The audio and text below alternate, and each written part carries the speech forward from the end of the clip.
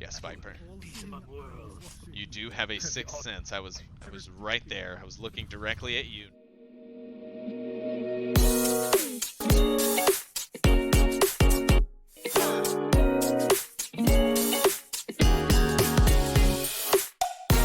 It's your man, PooNanners, your Texas caster and hype master.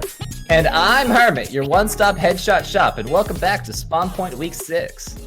I would say step in and strap those headsets on, but that's only if you can see the show from within the headset. We've got ourselves a lot of news today, so buckle up. It's going to be a lot of information.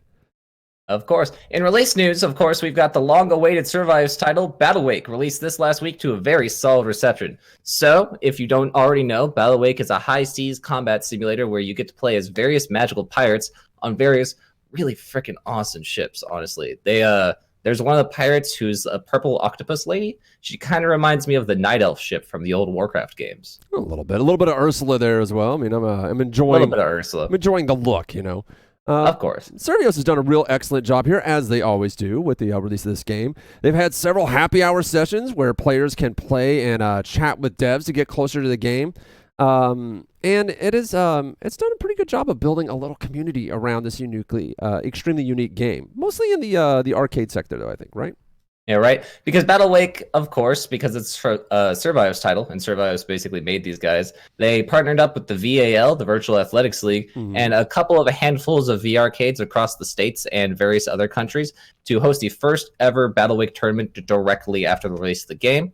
Preseason matches may already be over, but there's $1,000 worth in prizes that goes to one of the arcades and one of the lucky winners. Got to get that money, man. Line up to your VR arcade, participating one. You should be able to find a list literally anywhere. Hopefully, we have it on the website as well. Of course. Have a the link game in the is on description. 15% scale, of course, so make sure to go grab that for $24.50. Oh, 100%. All right, well, moving right on to Blade and Sorcery. This single-player news. Blade and Sorcery Update 7 is currently in beta for all your sword fanatics out there. And for all your Star Wars fanatics, there's also mods you can get in there, give yourself lightsabers. This update brings a slew of interesting changes, like updated player and NPC models, new default weapons, some remodels for some classics like the axe and dagger, and an honor system that will subtract honor for doing unpleasant things to people. Yeah, that honor system is really going to get me. I have a really bad habit of playing really dirty whenever I play, and it's a lot of backstabs and stabbing people on the ground. It's if you can't I'm not be an honorable awful, knight. if you can't be awful to NPCs, then who can you be awful to? Who can you be awful to? It's 2019. Let me stab an NPC. But people who already own Blade and Sorcery can access this beta by going to the property menu in their Steam tab. You just, of course, right-click on the game, go to the properties menu, hit up the beta tab, and then there's a code specifically that you can find in the Steam news that you put in there to access the 7 beta. They've already released some mods for it because it's the mapping update, so there's a couple of new maps that you can play. Super awesome to go through. So, download it all. Happy stabbing. Yeah, man, it's a fun game. As we said, all the mods were really fun, but in the beta, those mods, obviously, as you said, are not going to work. Which is too bad for those of us who love to use lightsabers. But the game is intense fun, especially for streaming and content creators such as yourself, being able to go into live and just diving through the air and stabbing people. Shank the hell out of people and live. It's a therapeutic game, man. It's an exciting and therapeutic game. And our buddy Rage Sack enjoys playing it as well. They made him a custom model so he could go full dual sword style. Full Darth Maul mode. I swear, if anybody's real life Darth Maul, it's Rage Sack. Oh yeah, 100%. I remember gonna take us all down. Did they had this Chinese girl on TikTok? I think I showed you the video where she was fighting it was more like a traditional Chinese staff with knives on the end of it, and she was playing through that one. And when someone posted it on Reddit, I was like, Rage Sack just fainted. that clip was so popular, my dad saw it. Yeah, dude, it got everywhere, so it's good. Anyway, so moving on to the speaking of Chinese, moving on to the Vive Cosmos. Vive Cosmos has been in the news a lot this week. Pre-orders open up early in the week to get to great confusion in the community. But now that the specs are out, we can finally take a look at what HTC is trying to sell this time around.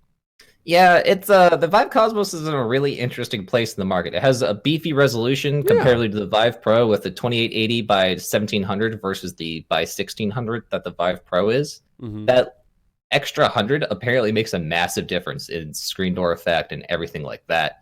which I was shocked, honestly. From the footage that I've seen, everyone's really into, like, this is better than the Vive Pro. Mm-hmm. The headset also shifts from the OLED screen to the LCD screen, which everyone's doing it. and a lot of VR headsets here in 2019. It reduces the color quality a little bit, a lot of people say, but it's a lot cheaper. It works a lot faster. So it seems like the OLEDs just can't switch fast enough is the problem. So you just got to go with the LCD. For that fast switching that you're going to need. And the technology may increase. I think you may end up seeing micro LEDs eventually working their way into headset panels, since that's fairly new to the market. And you'll be able to get your fast switch that you need there as well. But, it is what it is. The biggest change by far is that it has just the classic Lighthouse tracking for inside-out solution, just like the Rift S, which means anybody who's into those trackers, like a lot of our streaming content creators, it'd be difficult for them. A lot of those guys they held on to HTC and the Vive Pro for the Lighthouses, and but recently a lot of them have moved over to the Index because they're still sticking with that Lighthouse model, which is very useful for trackers and other things. But if you have a very nice stationary thing, like a big green room, so to speak, and a lot of extra equipment, the Lighthouses just work really well for content creation. They do not work really well for getting new people into VR. So. Which is why Inside Out is great for newer users, while Lighthouse tracking is great for content creators and It'd people. Be nice if there's just like a hybrid support, That's actually really interesting though, because that's part of what a lot of people are talking about is the modularity of the technology. Yeah. I was gonna get into that. And because right now we can already do that even with Oculus. Like you can have the Lighthouses set up to track stuff in the same space and kind of match the volumes together using OpenVR. It has many developers are pleased though. They love the flip up design. This is very helpful if you're dev because you just want to look at it real quick, go and change some code, recompile, pop the headset back on without having to keep pulling it on and off. We always interview devs with their number one for Windows mixed reality headsets. How they just like that it's cheap, it's simple, and they can flip it up. Pre-order currently stands at $699 for the price point, though, putting it at a middle price point between the Oculus devices and the top-of-line Index right now. So we'll see how it fares in the competitive 2019 market. Last week saw the unveiling of LoFi and its Kickstarter, cyberpunk role-playing experience coming straight from Iris VR with its CEO, Blair Renault. Blair and I had a really awesome conversation about his experience making this game, cyberpunk in general, and just the nature of lo-fi as an experience rather than just as a game, because it's something a lot more than that, apparently. So sit back, check out this clip. The full interview is, of course, linked down below. Let's give him a taste. VR. Oh, yeah. Yeah, right. Politics in VR. Right. No, so you created Technolust, and that was more of like a visual novel adventure game kind of experience. But from a lot of what I've seen about lo-fi, there's that augmented reality gunplay and targeting that I've seen, and also the car piloting, but there's not been a lot of like direct gameplay that we've seen in the videos. What's the gameplay loop of lo-fi look like? Yeah, so here's the thing. I get this conversation all the time too since I started it, is like there's not really a gameplay loop. This is what I'm trying to do. Yeah. Like there's no gameplay loop in a holodeck program, unless you're playing like I don't know, like if they're playing pool in the holodeck. Sure, there's a gameplay loop there. Yeah. But I want that same kind of vibe, It's like, pretend there's no main story quest to Skyrim. I love doing that. Yeah, or there's no story to Grand Theft Auto, like no main story branch. What is that? What's the gameplay loop there? It's open world. There's lots of stuff to do. There's still story. There's side quests. There's like stories happening within the world, but it's not like you go from point A to point B and you're done. It's like finish the game, right? It's more experiential. Even those games like Grand Theft Auto, after you beat it, you can still play it. Same with Skyrim or whatever, right? So it's like I'm trying to distill that a little more for VR, like the essence of what that is. Yeah, that's Blair Renault of Iris VR. Make sure to donate to his Kickstarter. He may already be far past his goal at this point, but every dollar will give him more time and power to make the game better for everyone. Of course, no, we can't. I couldn't possibly throw enough money at Renault. I wish I had an extra $450 to toss at him so I could get my name in the game. Because apparently that's the lowest mark for you're now a character in this game, and I would totally love that. Now, is that by name or can you do gamer tag? You can do it by gamertag. Okay. I would hope that I'd be referred to as Hermit. My real life name sucks. Yeah, fair enough. I like my real life name, but PooNanners is just a funny name. It'd be too worth it. I'd love to meet an NPC in that dark cyberpunk universe. Be like, yeah, my name is PooNanners. In a real serious way too. He's like, I'm PooNanners. I'm to be feared. Right. But of course, in other cool futuristic news, we've got some really cool news from and about Facebook. It's a potential upgrade to the Oculus Quest. Maybe a new generation, maybe just something completely different that they're going to release as like a peripheral. But what happened is that they filed a patent case for a carrying case for the Oculus Quest that can both hold a rendering device and various other hardware devices, as well as charge the Quest itself. So not only is it a charging case, but it might even be like a mobile PC for it to run off of rather than off of your phone. Of course, letting the Quest like run heavier stuff or even just charge itself on the go. Yeah, it'd be really nice if also in it had a little place for a SIM card in case you wanted to set up tethering from that device. I mean, there's a lot of possibilities. Sounds like something that might even unveil at OC6. We don't know a lot that's going to happen at OC6, but you know, right now all we know is that Respawn Entertainment's game is going to be unveiled there, and that's like it. That's all that's been talked about. Now, they are usually guarded about what they're going to reveal at Oculus Connect, but you can usually guess pretty hard based on what's happening. And this time around, we're just like, we have no idea other than the Respawn game. So we're hoping that, especially since that patent just came out. Generally, they file those patents kind of way in advance, but we'll see. Related to the Quest, the popular social platform Altspace is now available on the Quest. Everyone at Vrespawn and the Hive are excited and are jumping in on this launch, and where you can meet these people in virtual reality, and if you're going to Oculus Connect 6, you can meet them in real life, and they'll be like pictures and stuff like that. It's great. Altspace is one of the oldest social spaces in VR, and all sorts of people hold all sorts of interesting social events there. Matter of fact, I spent a ton of time in Altspace in 2016 and some of 2017, leading up to the launch of Echo Arena, which basically pulled me away from it. Because Altspace was I found that of all the games that I like to play in VR, what kept me coming back was the social experiences.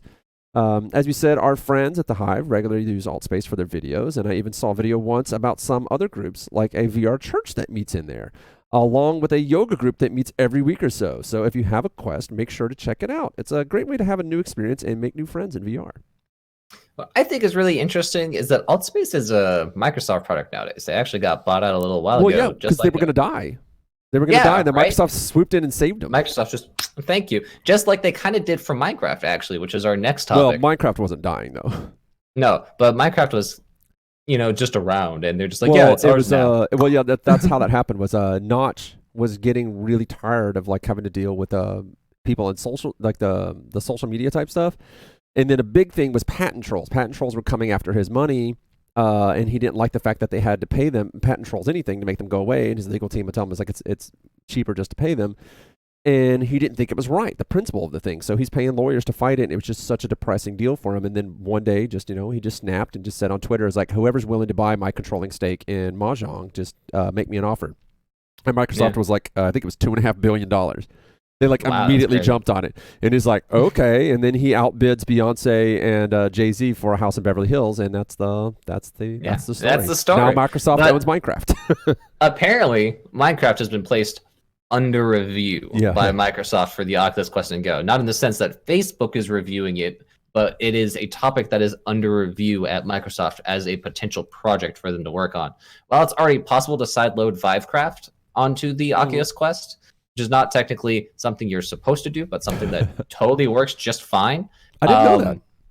Yeah, it works perfectly on the Index, on the Vive. Of every game I've played, Vivecraft, not the OG, not the Minecrafts that have come out for Oculus, but the actual Vivecraft mod is the best game I've played in VR. Bar Vivecraft is the killer app. There's no other game that's better than that yet. No, totally not. And so, of course, a native version of this game on the Quest would open up a lot of modding possibility. And for Minecraft and all that, like you can get on PCs like standardly. But since it would be on the Quest, it would open that up for all the new VR users. Of course, the community has shown that they want it, Microsoft. So make it happen. Well, we'll see if Microsoft will do this. It's an interesting thing when it comes to Microsoft. And very early on, they were in a good relationship with Oculus, mostly because Microsoft directly competes with Google on a lot of things, right? Yeah. And they've actually been losing pretty hard to Google. Facebook directly competes with Google and actually has been winning. So Microsoft is like, all right, well, here's a good idea, and it helps promote our hardware because Oculus has to run on Microsoft-driven PCs. And then, for whatever reason, Microsoft kind of pulled out of the partnership and was trying to push, I think because a lot of hardware manufacturers they have partnership wanted to get in on it. And they were doing the Windows mixed reality headsets, which was kind of a non-starter. So you see a lot of pullback on that one. And I think even though the Quest headset has no Microsoft-specific stuff in it, they do own the Minecraft intellectual property. They could stand to make a decent amount of money and keep that interesting by putting Minecraft on the Oculus Quest. But from them, the reason they bought Minecraft is to promote their hardware and software. So like, on the Xbox or on Windows PCs. So from a business perspective, getting them to put it on the Quest is kind of a hard sell. I think if you like the little PC, whatever it is that they're going to put into those carrying cases, if they have some kind of Windows-based product in there, then I think that they could sell that again to Microsoft. The concept saying, "All right, the Quest now has Windows-related products in it. Can you help us out now?" I didn't really think about how those two stories related, but that's definitely an issue for the future. That's my training, guys. That's how my brain works. The complex world of businesses and investments and why they work the way that they do. And that's one of the reasons why, like very early on, Google kind of played with the idea of VR, but kind of at the same time didn't really put a lot of effort into it. And the same reason with Apple, like they're all just kind of like thinking it's kind of dumb. And they did that purely because Facebook put so much money into it that they knew they couldn't compete in it. So it's better just to trash it. that's the cutthroat world of business, right? But they're also older companies, so they're risk averse. Facebook, though, had putting their money where their mouth is. We see that VR is continuing to do better. The Quest is continuing to sell well, and anybody who has a game on the Quest is continuing to see that they're getting better sales on it than any other platform. And, like super hot. And the holiday season is coming up fast, and while we are not privy to these conversations, mind you, there are no NDAs signed from the people that we know and the relationships that we have and the videos that are being shot. We are fairly certain that the marketing push coming into the holiday season for Oculus Quest is probably going to be bananas, and I'm looking forward to that. Oh, definitely. Moving on. In the past, we talked a lot about interesting software for VR, not necessarily just games. This week, we have NormalVR and their flagship game, HalfHalf, in our sites. NormalVR creates an SDK called Normcore, which is an easy plug-and-play multiplayer VR solution for all those VR devs who want to do rapid prototyping or even just offload all the networking onto somebody else. Their goal is to give the next generation of creatives the tools they need to push the boundaries of the medium. That sounds cool, right? Yeah, definitely. Their projects look super cool, and their avatars are a lot of fun to wiggle around with. They've released the SDK for development along with their first example experience, which is, of course, HalfHalf, that has a set of charming mini-games that you can do with various friends or even just strangers that will quickly become your friends. My favorite is the hang glider and the big/small hide-and-seek that you'll see on the screen pretty soon. HalfHalf is available on the Oculus Quest store for only $15 US. It's super worth it. Yeah, it's worth taking a look, especially if you're a guy who wants to get into creating VR games as well. And like these people have created a bunch of software that makes it even easier to get into it, and that's why we're seeing so many indie devs that it's like a team of one or two. I mean, Starblazer, those guys is a good example. We really can't wait to see what people make with Normcore as well. There's so many possibilities, and the pricing for this solution is it's shockingly cheap. Though its exterior is super soft and cute, there may be something competitive under the hood in our future. Somebody might make something. Yeah, we'll see.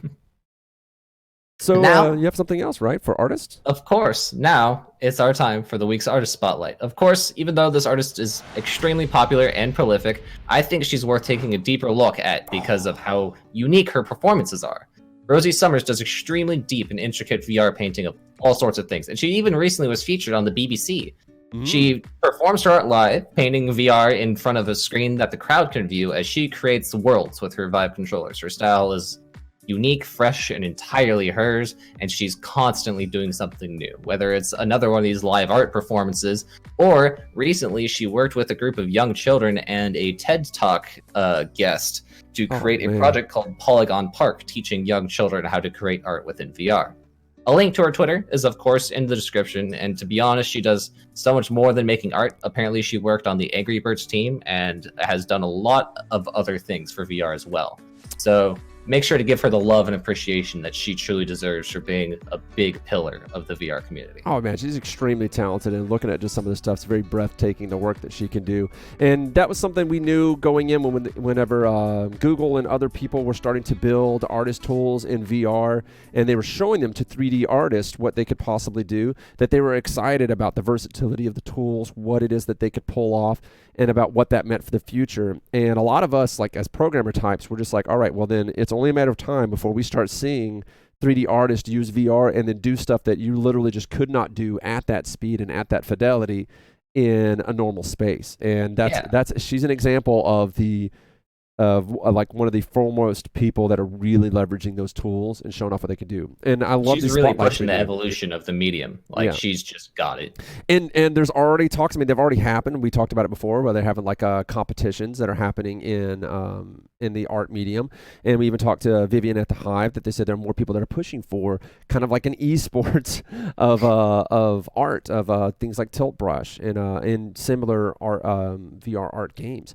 So it sounds like a lot of raised pinkies and golf claps. You know? True. I have jokingly said that you could do an NPR voice when you're commenting on the art. However, I think there is some entertainment value to be like, oh, she switched to red. I can't believe she chose red this time around after doing an entire motif in green, but red is definitely going to work. I think it's paying off. Like, you could do that if you wanted to. Yeah, right.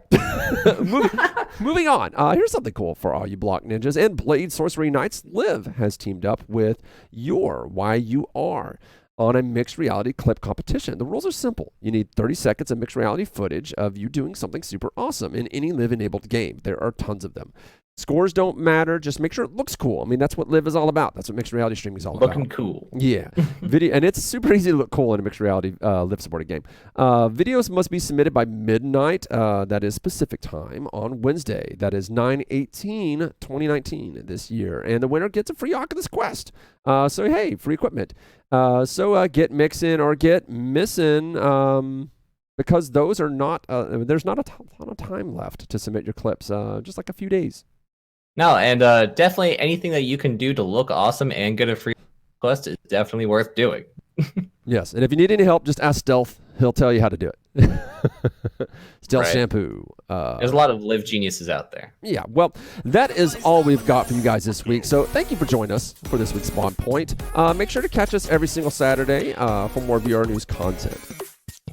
Make sure, of course, to visit us at vrespawn.com and great coverage on all aspects of the virtual world. Follow us on Twitter at twitter.com/vrespawn for updates on us and our team, as well as both Nanners and I. It's losing some audio there, but it's worth mentioning for those of you who watch the show, a handful of loyal fans, that we are planning on giving away this custom-designed backpack, Vrespawn backpack, at OC6. If you're going, if you're not, we will mail it to you. All you have to do to win is we need to see comments down below, and we would like to see Twitter comments as well. Make sure you tag both me and Hermit and Vrespawn so that we can see it.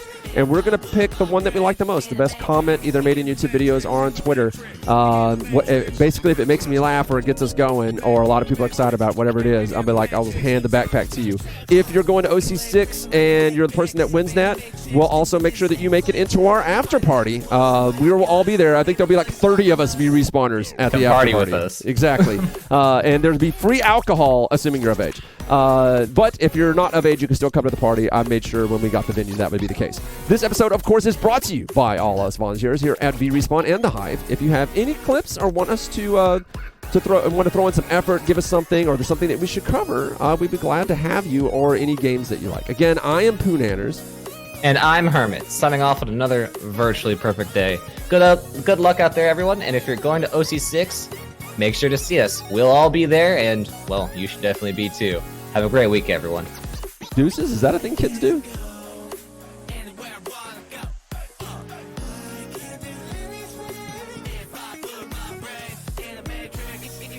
matrix, in the matrix, in the matrix, in the matrix, in the matrix, inside the matrix. I can lay bricks or I can take pics of anime chicks doing insane flips. I can fight an octopus in my Oculus. Ain't nobody stopping us.